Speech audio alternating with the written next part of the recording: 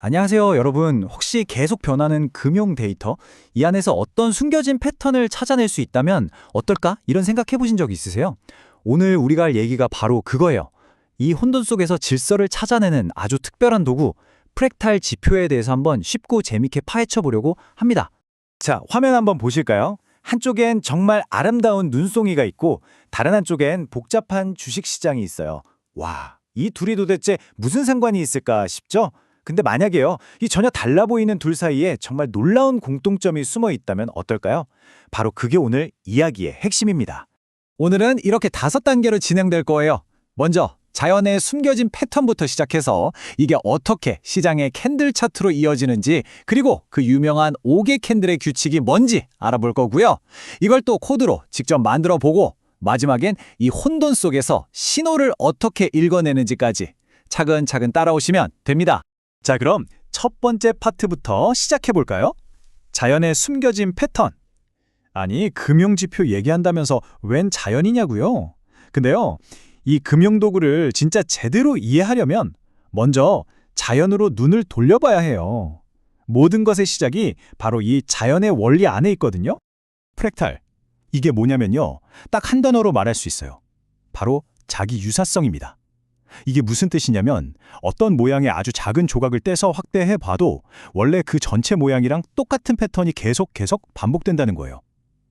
이 자기 유사성이라는 개념 오늘 계속 나올 거니까 꼭 기억해 두세요.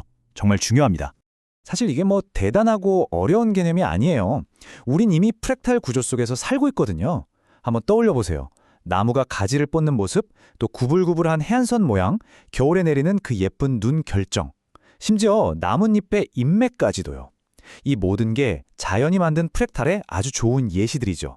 이 이미지를 보시면 딱 감이 오실 거예요. 거대한 강줄기가 뻗어나가는 패턴이랑 거기서 갈라져 나온 작은 지류의 패턴이 어때요? 되게 비슷하죠?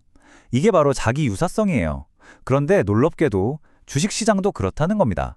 하루짜리 일봉 차트에서 보이는 패턴이 1분짜리, 5분짜리 분봉 차트에서도 비슷하게 나타난다는 거죠.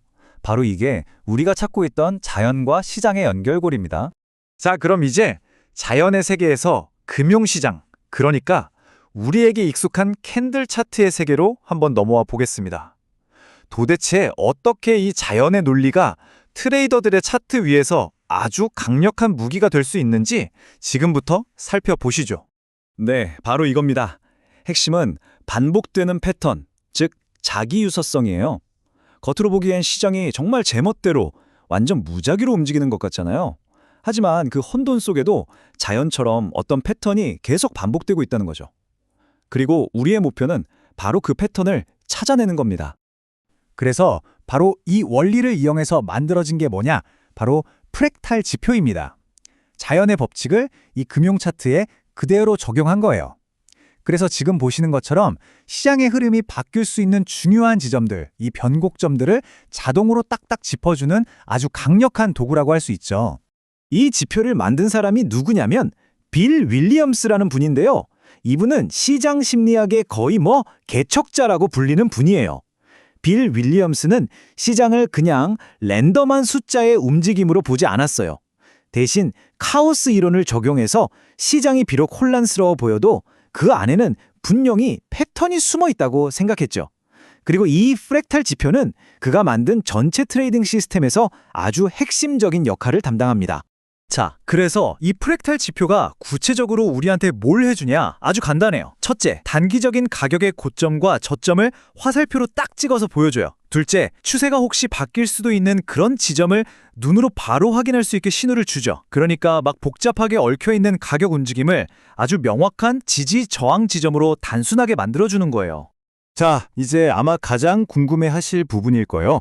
알겠다. 근데 프랙탈 지표가 도대체 어떻게 그 중요한 지점들을 찾아내는 건데, 그 비밀스러운 작동 원리, 바로 5개 캔들의 규칙에 대해서 지금부터 파헤쳐보겠습니다.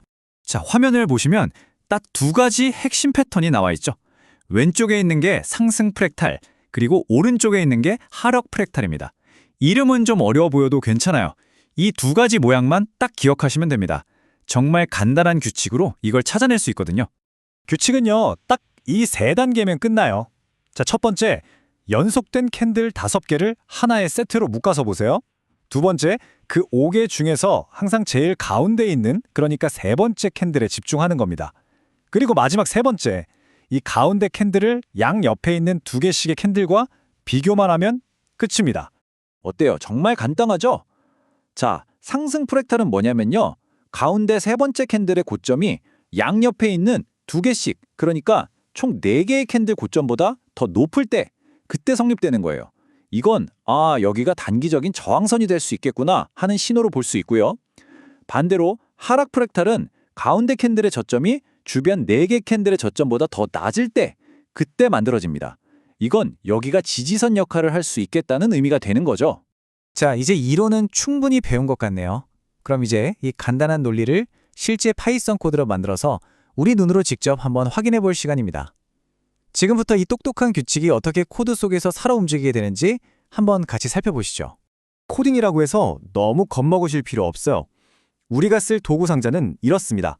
Y파이낸스라는 친구가 주가 데이터를 다운로드해 줄 거고요. 펜다스가 그 데이터를 보기 좋게 정리해 줄 거예요.